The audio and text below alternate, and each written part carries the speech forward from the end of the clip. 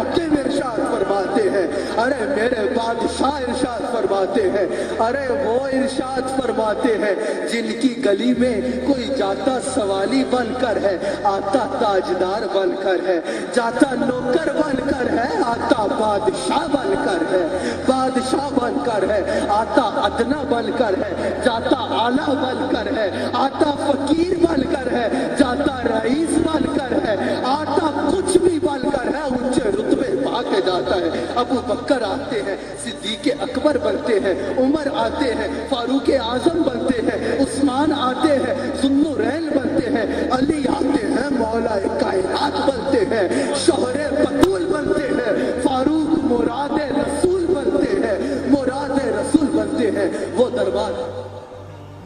अक़दस है। सरकार इरशाद फरमाते हैं, सरकार इरशाद फरमाते हैं कि क़यामत के दिन एक शख्स को उसके आमाल के सबब, उसके गुनाहों के सबब जहन्नम में डालने का हुक्म हो जाएगा कि इस शख्स को जहन्नम में डाल दो। करीब होगा तो फरिश्ते उसको घसीट कर जहन्नम की आग में डाल दे और वो आज़ाब हो उसको जो उसके गुनाहों का सिला होगा। सरकार इरशाद फरमाते हैं उस शख्स की आंख का एक बाल रब्बे करीम की बारगाह में अर्ज करेगा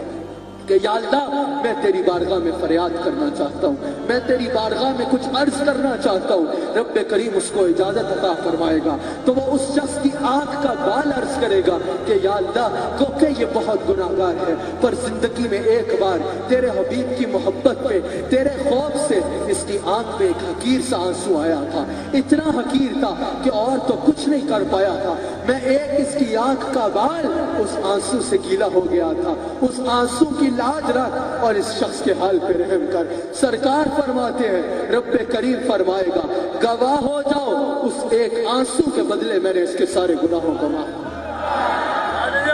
उस एक आंसू के बदले मैंने इसके सारे गुनाहों को माफ फरमा दिया।